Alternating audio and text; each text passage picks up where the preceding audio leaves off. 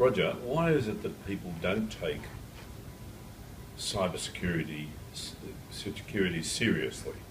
What is it that stops the individual from doing that? I honestly think it's a mindset. We're surrounded by technology, and what happens is that technology is now produced for the sole purpose of convenience and usage. What happens is we get a new app on our phone, or we get a new app on our laptop. We can see that it does what we want it to do, but we don't see what the underlying systems are doing behind it. And what we see of any computer system is 10% of what the system is capable of doing. And that other 90% is where the digital criminals are lurking and working on, because they can see an application might have code in it that has been, removed, but it hasn't been taken out of the system, so that functional capability in the software is no longer there, but the code for it still is, and they will then target that type of situation. So people are just, naive or lazy or just incompetent, or don't think it affects them, or what? I think all of the above. I don't think people really mean to do it, but I think it's been something that we've been forced into in the last 10 years with the greater technology leaps and bounds that we've come up with. We don't see how the underlying system is working. Like, let's just take Facebook for instance, all right? If you are using Facebook the way Facebook intends you to do, your security settings are practically non-existent. They can see exactly what you're doing and how you're doing it and why you're doing it. Whereas if you look at it and go, I need to increase my security, only people in my sphere of influence are going to be seeing my posts, then that then takes you to a next level up in security. The trouble is with Facebook is every time they do an update, they reset everything back to defaults, and you've got to be very aware of that, because you have to be able to remember to check your security settings regularly. But it's not something that is in the best interest of Facebook to do that. So they're quite happy with you giving everybody's information away to everybody else. Wow. And that's Facebook? That's Facebook. That's just one. And that's on applications, that's on your PC, that's on your phone, that's on your tablet. Each one of them has a different component to it, and also a different setting and different security component as well. How would the average individual know what you just said? They won't. Right. And that's the problem. It really is. I recently wrote a post for LinkedIn, and someone read it and accused me of being a fearmonger. The trouble is, yes, technology has taken us from literally the Stone Age to where we are now. The trouble is, human mentality hasn't kept up with it. And some of the cyber criminals that are in the realms of where we work are very, very intelligent. They are very persistent. They don't care whether they steal your money or not.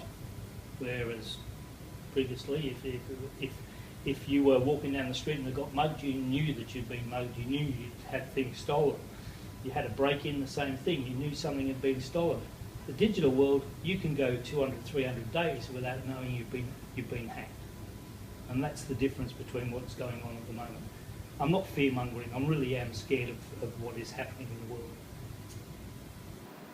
Well, let me give you an example. The other night I was at dinner, and this lady was talking, a professional lady, highly qualified, well-educated, sensible, smart person, was giving an example of where she had followed one of these links.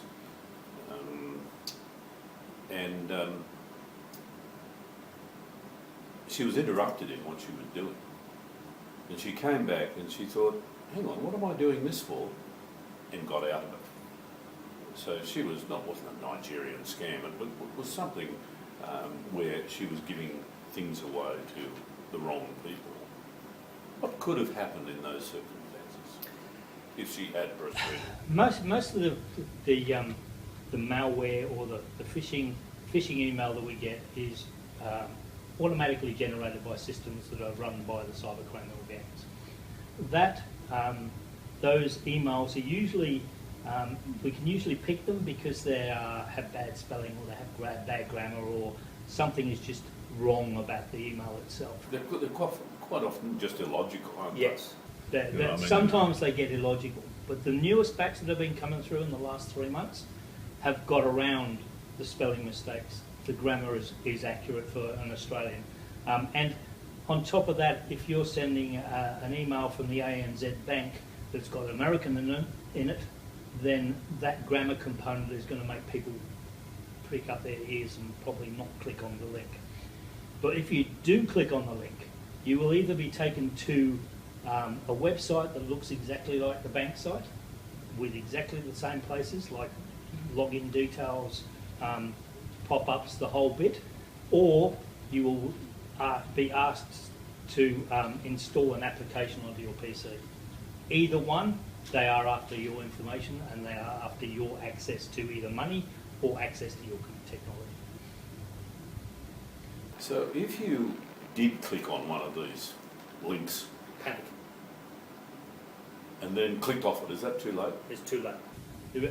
Depends. If it's an application, Windows and Apple have this process where you have to click on a link and then authorise the installation. Or in most, if your PC's been set up with a mediocre understanding of security, things like a link on an email will not actually activate because you don't have the rights to install it, and you will have to put a username and password in to install it. That is one of your safeguards to make sure that you're not going to get installed, have malware installed. But there are applications now that are available that don't do that anymore, and it is one of those. It's an expensive exercise if you actually do get caught. So a change of subject, that's just for you. We'll change the subject. On the subject of passwords, Yes. we all know we need passwords, but what is wrong with password being a password, or 1, 2, 3, 4, 5, 6 being a password? Good question. Passwords are notoriously horrible for the human to understand. Now, there's all passwords, no matter what site you're going to, should be complex, unique, and longer than 8 characters. 10 if you can work out a way of making them longer. Now, the reason why they have to be long is because the digital criminal has systems on the internet that actually target all of dictionary known words. So in other words, if you've got help me, for instance, as a password, then because that is 2 dictionary words joined together, they have a good chance of being able to crack that password. That's one problem with the passwords. The second one is if you have 3 sites, you have Facebook, you have news.com, and you have some insignificant little website that you went to one day to download a PDF, for instance. Now, you use the same email address and username and password on all 3. This one over here gets hacked, and they have their database stolen. That information goes into the criminal network. That information then is tried against millions and millions of websites on the internet in that combination. So if you just used a password that you use everywhere else, it now makes your news, MSN.com vulnerable, it makes your Facebook vulnerable, makes your PayPal vulnerable, all of that because you left a singular username and password that you use across the internet. That's one of the reasons why you have to have a unique password for every website you go to. How many people would do that? 5%. And they're people in the know? Most of them are, yes. But we've come across people who have been working for Defence Department who have the same password that they use across the board. And you know, because we keep our ear to the ground of what's happening in the digital world and what the digital criminals are doing, a lot of information gets released onto the dark web, and the dark web is literally where 99.9% of the people will never go, because you need specific hardware and software to get there. But in those areas, they have marketplaces, I suppose, is the best way of doing it. And those marketplaces I have stolen 12,000 usernames and passwords. Their going price is $10,000, and they will sell them, use those to bolster themselves. What people forget is the cyber criminal now is in a business, the business of cybercrime, and they are running their empires exactly like a business.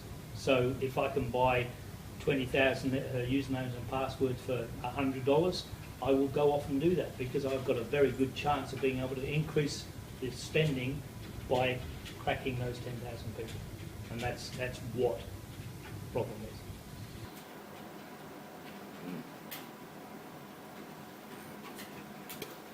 Scary, isn't it? Well, it is scary, yeah. It really is, especially because we all just take it for granted. Yes, and I think this is the thing, and this, as I said, this argument I'm having on LinkedIn, it's irrelevant the fact that we've had billions and billions of transactions that have been totally secure, worked all the time, have done all the right things. But if I make a transaction and that transaction fails, or I make a transaction and I click on a link that takes me into somewhere that I'm not supposed to go, and I give away my credentials, my bank number, my username and password, all that sort of, who is liable? Does it come down to me for not knowing that information? Or should I be able to go to someone and say, well, why didn't you secure your website? Or why didn't you stop that email coming in? Or those type of things, but we don't think of those lines at the moment. We don't think that we should be protecting ourselves. And that's a huge problem for all of us. Mm. So have you got any examples of where people with simple passwords, like password being the password, you've got any examples where it's fallen over and it's really been a disaster? Earlier this year there was a company called Hacking Team, and Hacking Team was a high-level internet-based company that actually created malware for law enforcement to use when they're targeting criminals. So they could download it or put it on USB drives and put it into people's PCs and send them links on phones and all that sort of stuff. So what they were doing was literally what the bad guys are doing. So the law enforcement had a way in to get at the bad guys. Well, they got hacked, and in the wash-up of finding out what happened, one of the administrators had a password of password. Now, these are people who are, I suppose, immersed in the whole digital security environment, and even they slip up. Like walking out of home and not locking your front door. Well, yeah. No, not locking your door, but leaving it wide open, and the fire screen door, and leaving the dog in the back garden. Because, there's nothing there to protect people. There really isn't.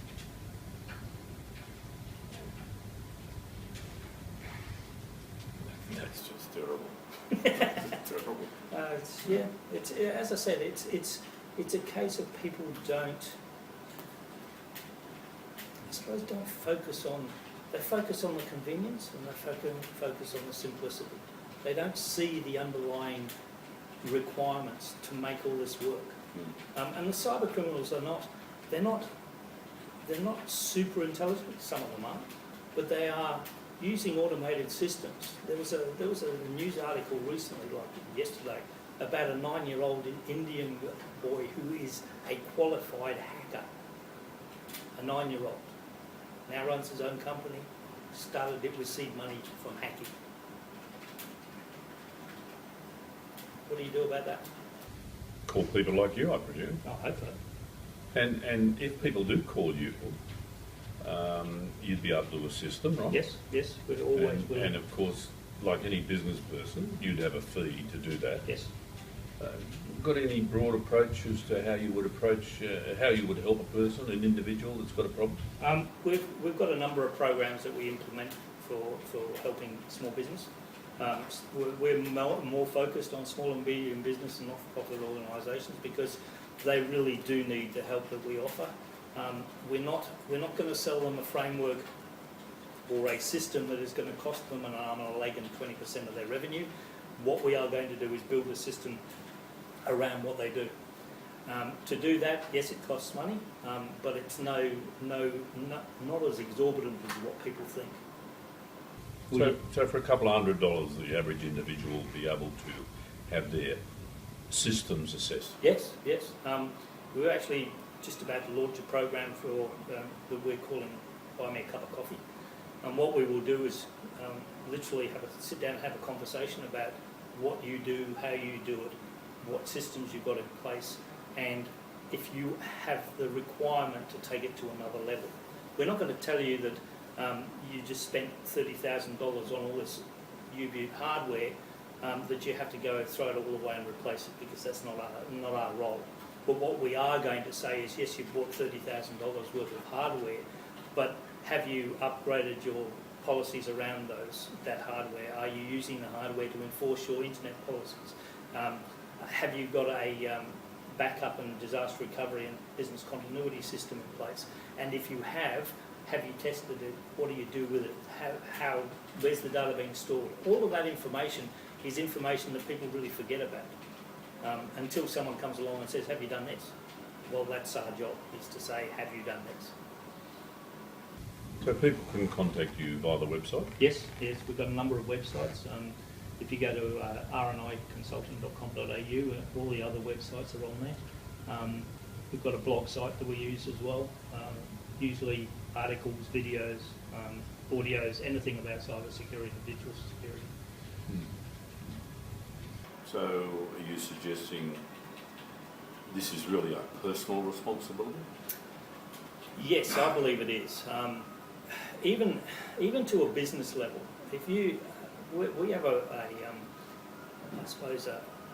an insight into what happens in the digital world, and what we're finding is that as a business, if you educate your staff, then that education actually starts protecting your business in a number of different ways, because they actually your staff members then become paranoid about what is happening. Not paranoid bad, but paranoid good. They actually start questioning things, and that's what you want. You want people to start questioning what is happening. If I click on this, what's going to happen? If I click on this, why did I get that email? How did they get my email address? That type of questioning is what we need people to do. We need to step back that 10 seconds and go, shit, should I do that? And that really does increase your security tenfold.